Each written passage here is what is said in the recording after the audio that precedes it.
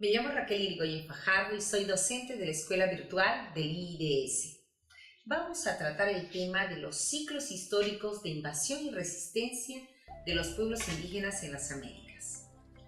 Antes de la llegada de los europeos en el siglo XVI o finales del siglo XV, en esta parte del mundo existían una gran cantidad de pueblos originarios, tanto en Norteamérica, Centroamérica y Sudamérica, con diferentes idiomas y culturas. Y a partir de la llegada europea, los pueblos sufren lo que podríamos llamar una continua invasión. Sin embargo, podemos identificar tres grandes hitos con sus respectivos ciclos de invasión y resistencia indígena. Vamos a empezar por el primero. El primero, a partir de 1492, con la llegada de Colón, se inicia un primer ciclo de invasión llamado de conquista y colonización. En este ciclo, los europeos llegan buscando el oro y otros recursos naturales y se enfrentan a este nuevo mundo, llamado Nuevo Mundo, para apropiarse de él. De hecho, vemos en los diarios de Colón, el primer objetivo de los conquistadores era apropiarse de las tierras y esclavizar a los desde entonces llamados indios por esta confusión geográfica de que llegaban a las Indias. Desde entonces, en primer lugar, en los casos de pueblos con una relativa centralización como incas, aztecas, los europeos conquistan a las cabezas, matan a Atahualpa, a Moctezuma y conquistan o se apropian, subordinan militar y políticamente a lo que sería, por ejemplo, todo el Tahuantinsuyo, el mundo incaico y el mundo azteca. Y reducen a estos pueblos a lo que posteriormente se llamarán pueblos de indios. Y luego los someten a trabajo forzoso y pago de tributo.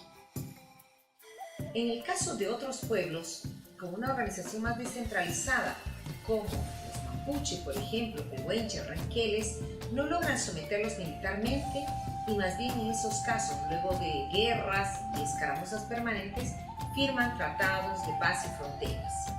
Y hay un tercer supuesto, el caso de los pueblos de bosques tropicales, húmedos, subtropicales y tropicales en la Amazonía, la Guajira. Ahí los conquistadores no podían llegar fácilmente, por lo tanto enviaron misioneros y los consideraron salvajes. Estas son las tres formas entonces de colonización durante el primer ciclo de invasión.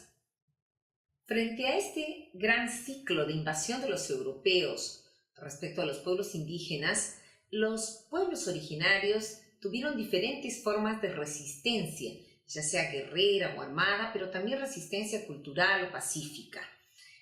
Uno de los más conocidos levantamientos fue el de Túpac Amaru, lo que era el Tahuantinsuyo, los hermanos Katari, lo que ahora sería Bolivia, y ellos plantearon inclusive la reconstitución del Tahuantinsuyo en la medida que consideraban que el mundo se había puesto al revés durante la era colonial. Lamentablemente, Túpac Amaru, los hermanos Katari fueron vencidos y les siguió la gran represión de los curacas. Es en esta época que se da una crisis también en España y posteriormente surge todo un ciclo de rebeliones y levantamientos más bien para la independencia.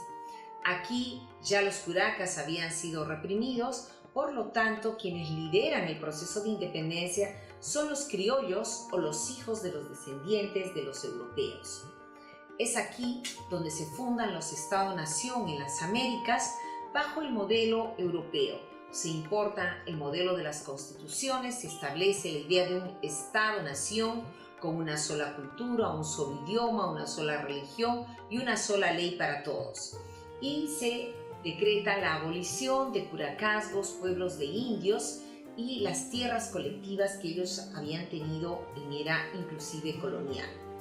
También en esta etapa, entonces, que se eliminan los pueblos de indios y los Estados-nación también desconocen los tratados que habían firmado con algunos pueblos en la era colonial, como con los mapuches, pehuenches, renqueles, al igual que en Norteamérica.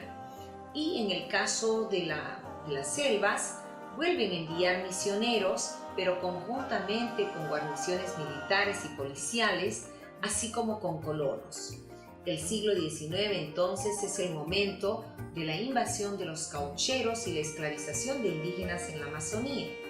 Y de otro lado, en el caso de la costa sierra en el Perú, en México, desde México y toda Sudamérica, vamos a tener que los hacendados se apropian de las tierras que habían sido de pueblos de indios y los convierten en siervos o colonos, aparceros, distintas figuras para oprimirlos. Entonces el siglo XIX de los Estados-nación es esta nueva invasión de los territorios indígenas donde los hacendados se vuelven oligarcas, dueños y señores no solo de las tierras, sino de la vida también de los pueblos indígenas. Frente a este segundo ciclo de invasión por parte de los Estados-nación, tanto en las selvas como en los lugares donde había habido pueblos de indios, no se dejan esperar nuevamente los levantamientos indígenas, que vamos a tener el momento más fuerte tal vez con la Revolución Mexicana en 1910, con la Revolución Zapatista, que se redistribuyen las tierras justamente para estos indígenas que habían sido expoliados en el siglo XIX. Esto se va a concretar en 1917 en la Constitución de Querétaro, que abre el constitucionalismo social. Y a partir de ahí, muchas constituciones en América Latina reconocen la propiedad colectiva de las tierras, las comunidades indígenas, y nuevamente se establecen, o por primera vez se establecen derechos sociales, derecho a la educación, derecho a la salud, al trabajo, y también los pueblos indígenas son reconocidos como comunidades. Casi gran parte de las constituciones en América Latina reconocen la reforma agraria y en algunos lugares se logra concretar y en otros no. A partir de este momento, entonces, vamos a tener un tercer ciclo de invasión. Después de que los pueblos han recuperado territorio gracias a las reformas agrarias, las empresas transnacionales que habían sido expulsadas de los territorios indígenas logran hacer una presión en lo que se llama el Consenso de Washington. En los 80s, entonces, aquellas empresas que habían salido, por ejemplo, de Perú, de Ecuador, de Bolivia, de Chile, y quieren regresar a nuestros territorios para extraer recursos naturales, se alían con el Fondo Monetario Internacional, la Banca Mundial, y establecen condiciones para los nuevos empréstitos a los estados.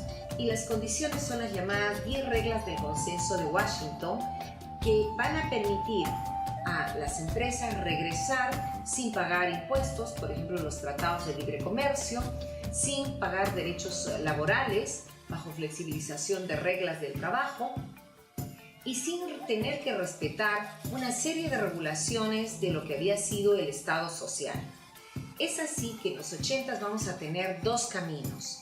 De un lado, la implementación del Consenso de Washington, que va a significar este tercer ciclo de invasión de los territorios indígenas, y de otro lado vamos a tener un camino de reconocimiento de los derechos indígenas y que va a dar base también a la resistencia de los pueblos en estos 30 40 últimos años. De un lado, entonces, con base en el Consenso de Washington, casi todos los estados adoptan políticas llamadas neoliberales que van a permitir el ingreso de transnacionales extractivistas, de carreteras, hidroeléctricas, energéticas, y que va a significar que los pueblos sean despojados de sus territorios y contaminados. Del otro lado, vamos a tener instrumentos internacionales como el Convenio 169 de la OIT en el 89, la Declaración de Naciones Unidas sobre los Derechos de los Pueblos Indígenas, que se gestó en 25 años a partir de los 80 hasta el 2007 y posteriormente también la Declaración de la OEA sobre los Derechos de los Pueblos Indígenas y una jurisprudencia muy importante de la Corte Interamericana que reconoce derechos indígenas. Asimismo, vamos a tener también 3 momentos del constitucionalismo pluralista en América Latina. Durante los 80s, el multiculturalismo, empezando con Canadá y terminando con Brasil, además de Nicaragua y Guatemala. Durante los 90s vamos a tener constituciones que reconocen el Estado pluricultural y el pluralismo jurídico, como todos los países andinos excepto Chile, Colombia en el 91, Perú en el 93, Bolivia en el 94, Ecuador en el 98, Venezuela en el 99, además de México y otros países. Y luego, durante esto en el marco del convenio 169 de la OIT, y finalmente vamos a tener 2 constituciones que se autoidentifican como estados plurinacionales, Bolivia y Ecuador, en el marco de la Declaración de Naciones Unidas sobre los Derechos de los Pueblos Indígenas. En este contexto también se dan levantamientos indígenas, resistencia y un gran movimiento por la defensa de los derechos. Y este es el momento en el que nos encontramos ahora. De un lado, estas políticas neoliberales extractivistas que implementan los países en el marco de tratados de libre comercio, y de otro lado, un marco internacional de los derechos humanos de los pueblos indígenas que ampara la resistencia de los pueblos y el reclamo de sus derechos.